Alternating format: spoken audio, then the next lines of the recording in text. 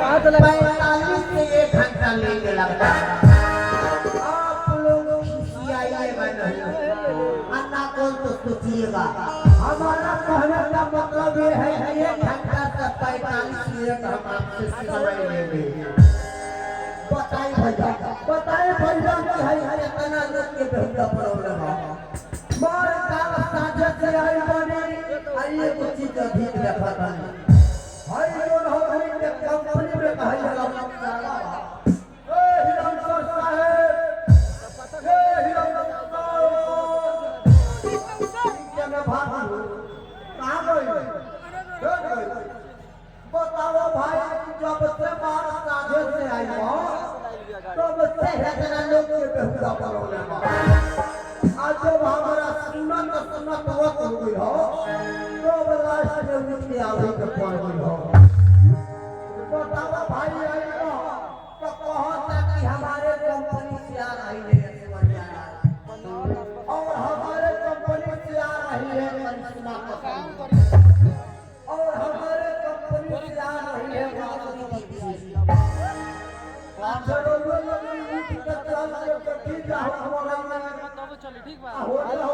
सावर घर तोरा से कौन कटे को जावे ली सफरिया आया करिश्मा को पढ़ाई जाओ ई बकरा है ना कहता कि सब पीट के के घोड़ा छावा जाना तो मौआ है के बोलो भाई जब से आई बने जो चीज अधिक देखा था जो सबे चार भाई इस्तेमाल करता। हां भाई सबे चार भाई इस्तेमाल करता लेकिन हम चचरा की तारीफ के विषय में न हो भाई के लोग के ना कहो एने के पति चंपारण को लोग को कहबे ना करो। हम अपना पश्चिमी चंपारण के लोग के कहो कहे तो भाई पिटाए के डोर आज जब पश्चिमी चंपारण जानी तो हरिनगर चंपारण के कही है कहीं जितना भी दारू के विषय में कहो भैया हाथ जोड़ कर लोग माफी मांग लो कभी लोग हमारा के अपन छोट भाई समझ के माफ कर भाई भाई दारू में ऐसा फैशन बाकी सबे जात भाई यूज करता तो इससे पीएम मध्य में आ जा कि एक केक के तो घिंचो तो हम कोई नहीं हो तो मार देखो तनी हम बगीचा में तू चार आदमी घी दिया बताइए जैसे पीएम मध्य में आ जा कि तू 7 भाई लोग एक 2 बोतल पिया था तू 7 लोग 2 बोतल कि पहले भाई लोग 3 बोतल हम किसी से कम नहीं। आज जब पहले भाई 3 बोतल कि चमारो 4 बोतल लोग पहले ही से पोस्ट माराला भाई आ चमारो 4 बोतल कि पंडित लोग 5 बोतल भाई पंडितवा औरी हारा देल बारस भाई हो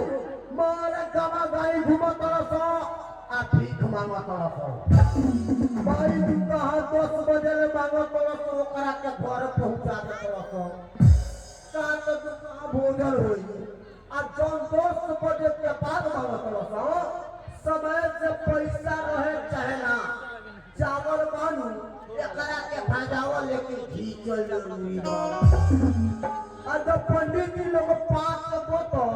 कि छतरी भाई लोग 6 बोतल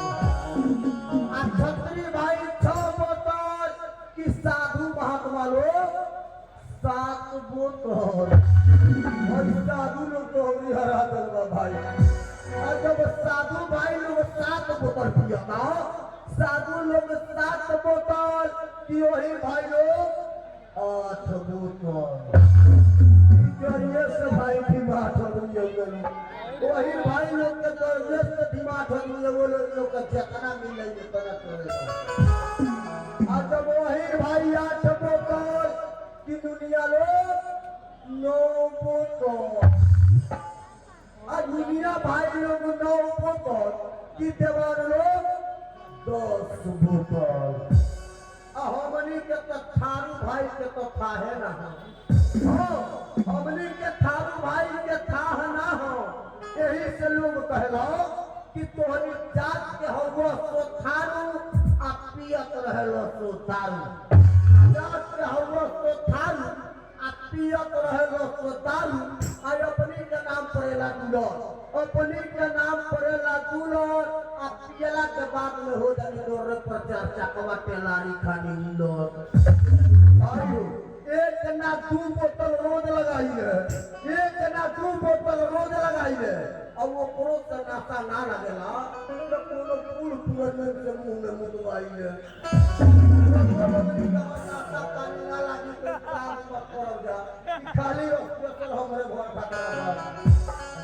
का बताई भाई हमनी के बानी द तू भैया आ हमनी के काम का हो कि जहां जहां मेला लगेला ओइजा जाइला चोरी कोई जला भाई वो जहिया ले तक चोरी कोई नहीं हो जा कहिया ले रुपया रोलो लेकिन जहिया से चोरी छोड़ गल बानी तो ये रुपया वो छोड़ गल बा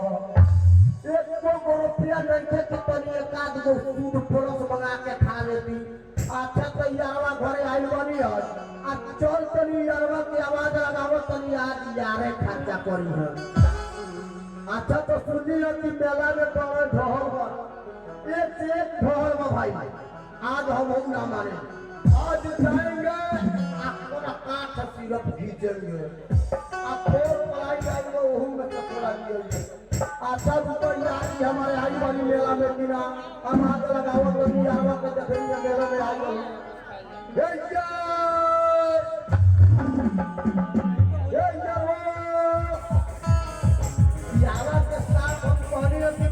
आज चल खाए पिए आ दूर मेला में